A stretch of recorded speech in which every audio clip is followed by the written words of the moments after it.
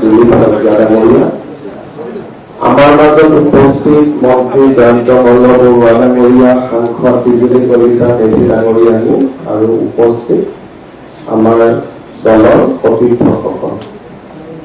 আজি 10 মে আৰু আজিৰ দিনটোতে আমাৰ বিজেপি নেতৃত্বাধীন ভাৰতীয় জনতা পাৰ্টি আৰু ইয়াৰ মিত্ৰগোষ্ঠীৰ চৰকাৰখনে 4টা গৌৰৱময় বৰ্ষ সম্পন্ন কৰিলে। আমাৰ দলৰ এইখন দ্বিতীয়খন চৰকাৰ আৰু দ্বিতীয়খন চৰকাৰে 4টা গৌৰৱময় বৰ্ষ একাদিক্ৰমে 9 বছৰ শাসন কৰা এটা মাইলৰ খুঁটা হৈ ৰব অসমৰ ৰাজনৈতিক জীৱনৰ ইতিহাসত।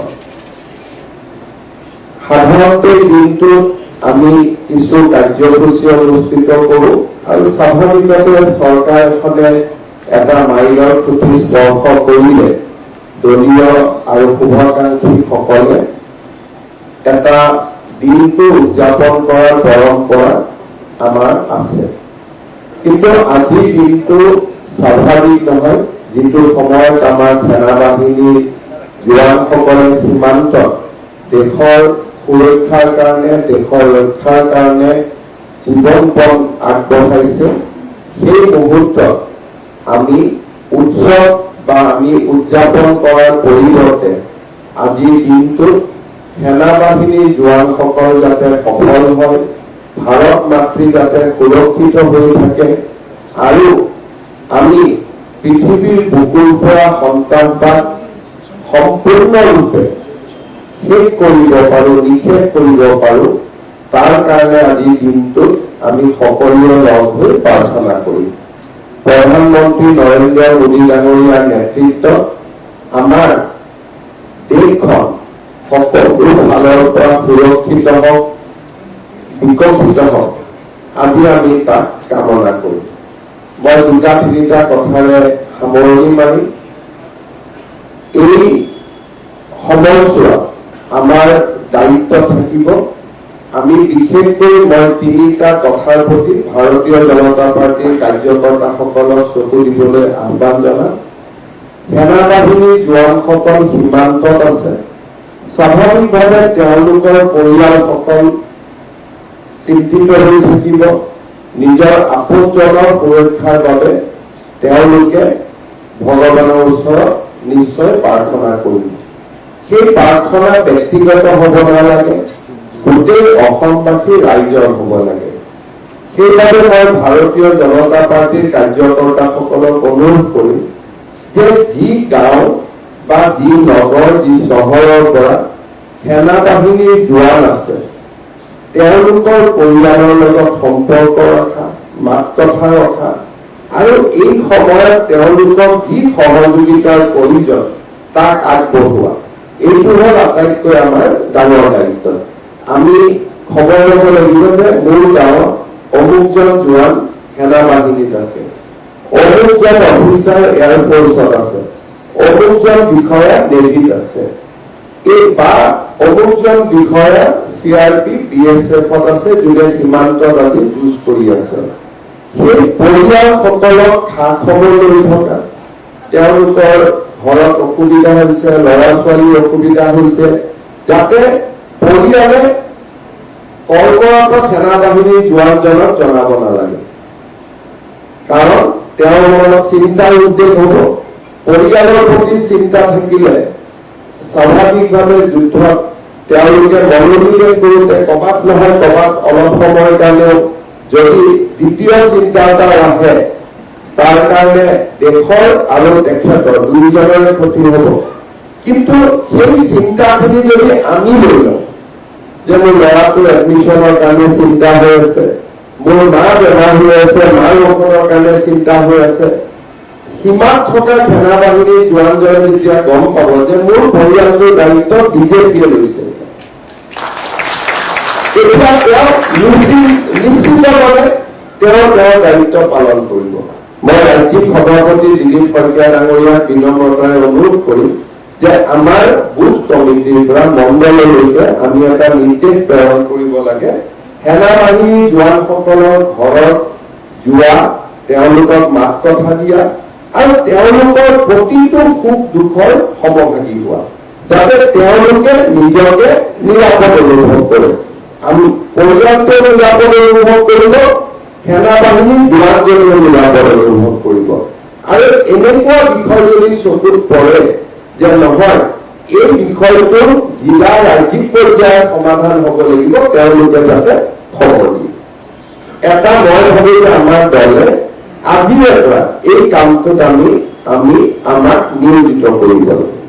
নাম্বাৰ 2, আজি সময় নহয়, কিন্তু এটা সময় আহিব পাৰে যেতিয়া আমি নিজেও প্ৰত্যক্ষ বা পৰোক্ষভাৱে এই যুঁজৰ লগত কৰবাত নহয় কৰবাত আমাৰ সহযোগিতা লাগিব। আটাইতকৈ ডাঙৰ সহযোগিতা হৈছে ব্লাড ডনেশ্যন। যুদ্ধৰ ক্ষেত্ৰত ব্লাডৰ খুবেই প্ৰয়োজন হয় যদি এটা পৰ্যায়লৈকে যুঁজ আগবাঢ়ি যায়। আজি আমি ডনেশ্যন কৰিব নালাগে, কিন্তু ব্লাড ডনাৰৰ এখন তালিকা, যে 1 লাখ মানুহৰ এখন তালিকা, যেতিয়া লাগে অসমে তুৰন্ত 1 লাখ ব্লাড দিব পাৰিব। এই তালিকাখন স্বয়ং যি আমি কওঁ ভলেণ্টিয়াৰ, যে ব্লাড ডনেশ্যনত ভলেণ্টিয়াৰ হিচাপে আমাৰ লগত থাকিব পৰা কিমান ব্যক্তি প্ৰত্যেক বুথত প্ৰত্যেক মণ্ডলত আছে। আমি এখন লিষ্ট বনাম, আমি লিষ্টখন ৰেকৰ্ড কৰিম, কিন্তু সংগ্ৰহ নকৰোঁ, কাৰণ সংগ্ৰহ কৰিলে অথলে যাব। প্ৰয়োজনতহে সংগ্ৰহ কৰিব লাগিব। যে আজি যদি আমাক কয় যে গুৱাহাটীৰ পৰা 5,000 বটল ব্লাড ইমিডিয়েটলি পঠাব লাগে, আমাৰ হাতত 5,000 মানুহৰ সূচী ৰেডি থাকিব লাগিব। এই কামটো মোৰ মতেদি আমি আগবঢ়াব লাগে, সেইটো আমাৰ কাৰণে খুব ইম্পৰ্টেণ্ট। 3 নম্বৰ, এইকেইটা দিন আপোনালোকে যদি চাই যে পাকিস্তানৰ গোটেই লক্ষ্যটো হ'ল যে ভাৰতীয় লোকৰ মাজত বিভাজন, তেওঁলোকৰ এই গোটেই প্ৰপেগেণ্ডাটো চাই। সেইকাৰণে এইকেইটা দিন ভাৰতীয় জনতা পাৰ্টীৰ কোনো কাৰ্যকৰ্তা, মন্ত্ৰী, বিধায়ক কোনেও এনেকুৱা বক্তব্য ক'তো নাৰাখিব যোনে আমাৰ মাজত থকা একতা কৰবাত নহয় কৰবাত হানি কৰিব পাৰে। আমি বৰঞ্চ মন্দিৰ, মছজিদ, গীৰ্জা, গুৰুদ্বাৰা আমি সকলোতে এইকেইটা দিন আমাৰ সম্পৰ্ক ৰাখিব লাগে। কাৰণ কৰবাত যদি কোনোবাই এটা নিগেটিভ প্ৰচাৰ চলায়, মন্দিৰ, মছজিদ, গুৰুদ্বাৰা, গীৰ্জাত থকা ব্যক্তিসকলে লগে লগে এইটো মিছা প্ৰপেগেণ্ডা, এইটো সঁচা নহয়। সেইকাৰণে এইকেইটা দিন আমি ধৰ্মীয় নেতা, ৰিলিজিয়াছ লিডাৰ্ছ, ৰিলিজিয়াছ ইনষ্টিটিউশ্যন, এইখিনিৰ লগত বিজেপিয়ে যোগাযোগ ৰাখিব লাগে। কালি যদি সৰুকৈ ঘটনা এটা বোলে ধুবুৰীৰ পৰা হ'ল, ই ধুবুৰীত নাথাকে, ই গৈ পাকিস্তানী প্ৰপেগেণ্ডা হৈ যাব, যিটো সাধাৰণতে আমি ইগনোৰ কৰোঁ। এইকেইটা দিন আমি ইগনোৰ কৰিব নোৱাৰো। সেইকাৰণে আমাৰ আন এটা দায়িত্ব হ'ল সামাজিক সদ্ভাৱ। এইকেইটা দিন আমি সামাজিক সদ্ভাৱ ৰাখিব লাগিব। সামাজিক সদ্ভাৱ ৰখাৰ এটা ডাঙৰ পথ হৈছে যে আমি আমাৰ অঞ্চলত নিজ নিজ ৰিলিজিয়াছ লিডাৰৰ লগত আমাৰ সম্পৰ্ক স্থাপন।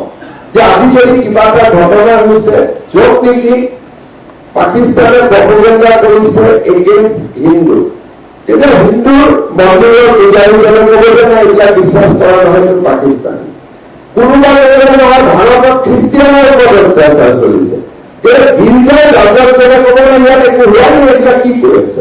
বোলে মুছলমানৰ ওপৰত কিবা হৈছে, তেতিয়া মৌলবীজনে ক'ব ইয়াত একো নাই। শিক্ষৰ ওপৰত হৈছে, গুৰুদ্বাৰাৰ যিজন থাকিব তেখেতে ক'ব যে আমাৰ ইয়াত একো হোৱাই নাই। যেতিয়া চাৰিবাৰে কৰিব তেতিয়া একো হোৱা নাই। সেইকাৰণে সকলো ধৰ্মৰ মানুহৰ লগত এটা সম্পৰ্ক ৰক্ষা কৰা আৰু স্বাভাৱিকভাৱে আমি নিজে এনেকুৱা কোনো কাম নকৰি যিটো কামৰ কাৰণে সম্প্ৰীতিৰ পৰিৱৰ্তে আমিহে কাজিয়া লগাই দিলো, তেনেকুৱা হ'ব নালাগে।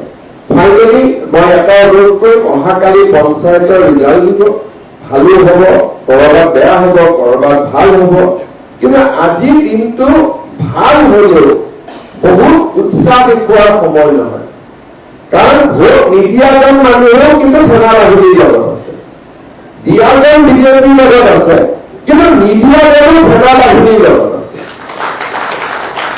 গতিকে আমি ইমানেই স্বৰ্গকাতৰ হব লাগিব যে কালি জিকাৰ পিছত য'ত আমি জিকো, সাধাৰণতে আমি পলিটিকেল পাৰ্টি জিকিলে অলপ ফূৰ্তি কৰাটো এটা স্বভাৱ।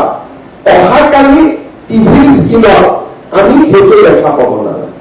সকলোকে আমি স্পষ্ট নিৰ্দেশ পঠাব লাগে যে কালি ৰাইজৰ যিয়েই আদেশ নহওক কিয় তাক আমি কালি বিনম্ৰতাৰে সৈতে ল'ব লাগে। আমাৰ কিছুমান আৰু হয়তো মন্ত্ৰী বিধায়কসকলকো কাউন্টিং হলত যাব মানা কৰিম, কাৰণ তেওঁলোক গলে আমাৰ সমৰ্থকসকলে কেতিয়াবা আবেলি গৈ হিমন্ত বিশ্ব শৰ্মা জিন্দাবাদ, দিলীপ শইকীয়া জিন্দাবাদ, এতিয়া আমাৰ জিন্দাবাদ দিয়া সময় নহয়। নৰেন্দ্ৰ মোদী আৰু সেনা বাহিনী এই জিন্দাবাদে আজি আৰু কাৰো জিন্দাবাদৰ সময় দিয়া নহয়। সেইকাৰণে আমি তলত স্পষ্টভাৱে খবৰ পঠাব লাগে যে হৰা কেন্দ্ৰীয়জনো কিন্তু ভাৰতৰ সেনাৰ লগত আছে।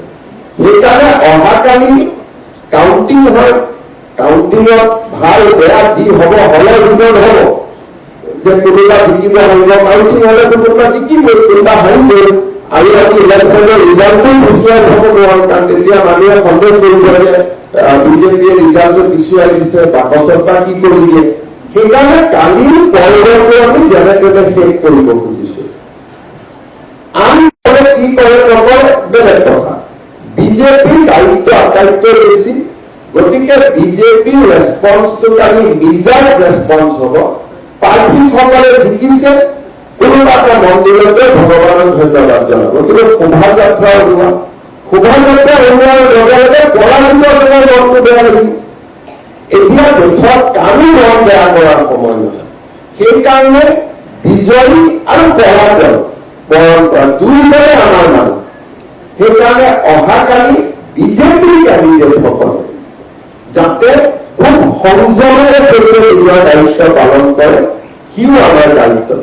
মই আজি কালি ৰাতিয়ে দিলীপ শইকীয়া ডাঙৰীয়াক কৈছিলো যে মই এবাৰ দলৰ কাৰ্যালয়ত আহি আমাৰ যিসকল নেতাৰ প্ৰেৰণা আজি আমি চৰকাৰ চলাইছো, আমাৰ প্ৰধানমন্ত্ৰী অটল বিহাৰী বাজপেয়ীক আৰম্ভ কৰি দীনদয়াল উপাধ্যায়লৈকে আজি আমি সকলোকে পুনৰ এবাৰ স্মৰণ কৰিছো, শ্যামাপ্ৰসাদ মুখাৰ্জীক আমি স্মৰণ কৰিছো, আৰু প্ৰধানমন্ত্ৰী নৰেন্দ্ৰ মোদী ডাঙৰীয়াক আমি কৃতজ্ঞতা জনাইছো অসমৰ কাৰণে যিমানখিনি তেওঁলোকে কৰি আছে। কিন্তু আজিৰ দিনটোত এই বিষয়ে আমি বহুত দীঘলীয়াকৈ কথা পতাৰ সময় নহয়। আমি কৃতজ্ঞ ভাৰতীয় জনতা পাৰ্টীয়ে পুনৰ এবাৰ অসমবাসী ৰাইজক বিনম্ৰতাৰ সৈতে ধন্যবাদ জনাইছো। আমাৰ 9টা বছৰ ৰাজ্যত শাসন চলাবলৈ সুবিধা দিয়াৰ বাবে, আৰু আমি আকৌ এবাৰ সংকল্প লৈছো যে অসমৰ ৰাইজক আমি সৰ্বস্ব উজাৰি সেৱা কৰি থাকিম, ভাৰত মাতৃক আমি সৰ্বস্ব উজাৰি পূজা কৰি থাকিম। বহুত বহুত ধন্যবাদ। ভাৰত মাতা কি জয়।